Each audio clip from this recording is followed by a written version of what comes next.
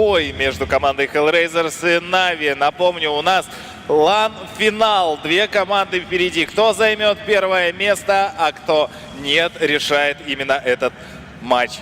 Пока что счет 1-1 и видим разъезды команд. Что... Возможно, сейчас уже какой-то подсвет даже поймают коллективы, потому что у них есть те танки, которые вырываются вперед, и друг друга они могут все-таки увидеть, ну и какую-то информацию предоставить противнику. Но пока что спокойненько вроде все по таймингу у нас происходит, никто никого не увидел. Вот у команды, например, Нави есть Батчат, который берется тут не только как танк, который может накидать много урона, но еще и как светляк. Этот... Ой, уже получает у нас Нирью на прокатке, при этом подсвечивает два танка, две бэшки, Рина и Слайд у нас в засвете. Что в это ответить смогут, потому что начинается у нас захват. Захват продолжается втроем. И 20 секунд. Слушай, тут очень неплохо накидывают по нюклеру.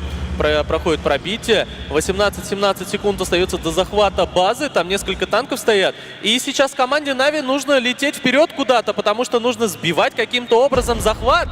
Инспирер вылетает, получает просто огромное количество уронов. Вынужден закатываться обратно. Нюклер тоже может быть даже уничтожен. Инспирер уже в ангаре. Ну и здесь Слайд тут проседает, 24 хп остается буквально. Также Диодор встречается с противниками и начинает перестрелку. Пока что 520 очков прочности, остается захват сбит, но он продолжается все равно. Опять-таки сбивают захват, левша проседает. Слайд, напомню, до сих пор живет еще, до сих пор. Смотри, уже все съехали с захвата, поехали вперед. Команда Hellraisers едут вперед и просто хотят уничтожить команду Нави. Возможно, у них есть какая-то информация, которую мы не знаем, поэтому они приняли решение пойти вперед. И Кириллоида здесь могут уничтожить. Вы посмотрите, просто почти фуловый Кирилл уходит у нас с этого боя. Как же ровно идут команды, не хотят они упускать вот этой возможности подамажить и расстрелять танки, которые пока что разбегаются в разные стороны. Страйк у нас забирает Лолшо. Шикарная работа, проседает левша на За левшой выехали, я бы сказал. За левшой выехали, но он еще успеет дать и, возможно, даже пожить. Ты посмотри, действительно живет, но здесь Нир помогает забрать без разговоров, и остается у нас 3 в 4. 3 в 4. Ситуация вроде бы, ну, не такая сложная для таких ребят. Все зависит на все влияет ХП, у кого сколько осталось. Не будем говорить, сколько у кого ХП осталось, чтобы команды не узнали. Пускай доигрывают по чесноку, а то вдруг лишнего болтнем. Все, можем болтнуть, конечно. Тут Анатолий встречает немножко Нескви, и Нескви тоже получает в ответ. Тут очень сложно предугадать, что из этого всего выйдет, потому что здесь одни барабанщики остались. И выход этих барабанщиков может, ну, очень быстро зарешать.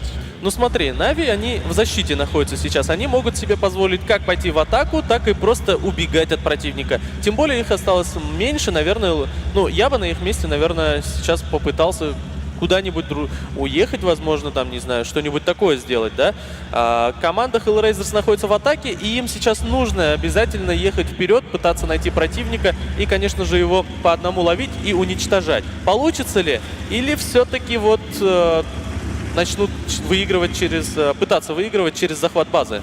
Ну, как ты говоришь, начинает выигрывать через захват базы. Заезжает у нас 2 танка и начинается захват. Остается буквально 45 секунд, и опять вынуждают просто команду Нави выезжать. А выезжать под кого? Выезжать под барабанщиков. Вот под барабанщиков это очень больно. Барабанщики, они для того и берутся, для того, чтобы за очень короткий промежуток времени накидать очень-очень много урона. Сейчас мы видели, как пытались выехать танки команды Нави и получили сразу же в несколько секунд несколько тычек и вынуждены были просто убегать. Мало того, что они проигрывают по танкам, конечно же, нельзя еще и проигрывать по ХП. А по ХП-то они не знают, кто проигрывает, а кто выигрывает. Но здесь Грифон только что был в засвете, 73 ХП остается, и Нави потихоньку, но они тащат, они стараются тащить, и при этом захват еще продолжается, пусть и танки все раздамажены. Мы видели уже, как они втроем, оставшись ваншотные, вытащили такой сложный матч. Там были все трое ваншотные, и действительно они одержали победу на карте Утес. Но тут, конечно, уже ребята в противниках не те. Карточка, кстати, Анатолича у нас вылетала с информацией подробно. Ребят, вы можете наблюдать на левом нижнем экране. Ну и, конечно же, тут сражаются лучшие из лучших. Тут не будут, я думаю, проигрывать ни один, ни другой коллектив против ваншотных танков, они сделают все. Тут и стрелять умеют, и принимать решения, и так далее, и тому подобное. Ну, увидим, что решение будет верным. В этом же заключается Нескви. У нас в засвете тут же получает дамаг. Выезжает Анатолич, начинает разряжать, и минус Нескви. Потихоньку ситуация сравнивается, дорогие друзья, на карте. Уже счет 3-3.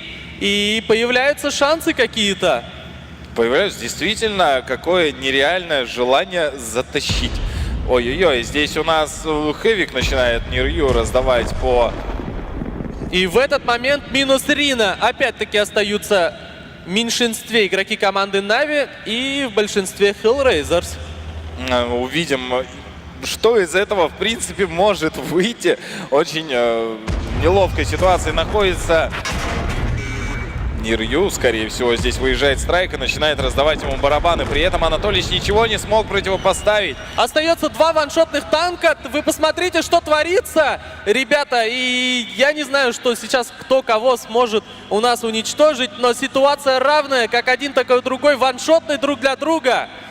Очень тяжело сейчас. Один раз мы уже наблюдали именно такую картину, когда 2 шотных танка начинают как-то между собой разбираться. Это безумно скилловой момент. Получится или нет, неизвестно никому.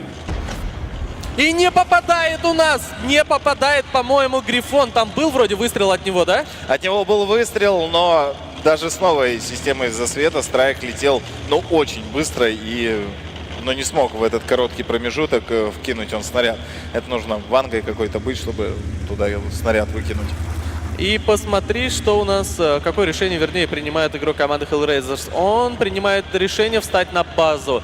Да, возможно, вы скажете, Страйк же сейчас выйдет с любой стороны и уничтожит его. А что делать, ребят? Что делать на Хэвике? Хэвик — это тяжелый танк 10 уровня. У него очень маленькая максимальная скорость вперед, назад вообще молчу. А Батчат — это очень быстрый танк. Это средний танк французский 10 уровня.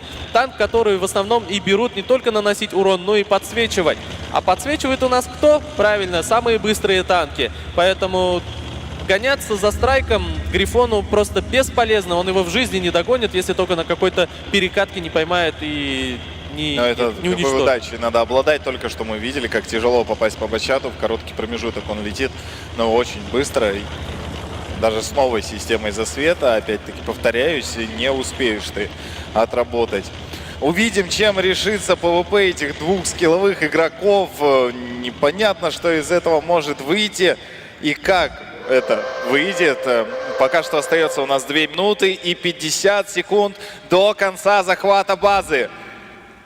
Я не представляю, что из этого получится и кто кого обманет. Я не знаю. Я думаю, выиграет тот, кто предугадает все. Тут игроки опытные, они могут прочитать что-то. Просто надо почувствовать себя противником. Что бы ты сделал на его месте, например? Я бы на его месте слился бы уже давно. На месте любого игрока, потому что уровень скилла здесь ну просто зашкаливает. Итак, захват у нас подходит практически к своему логическому завершению. Что здесь будет?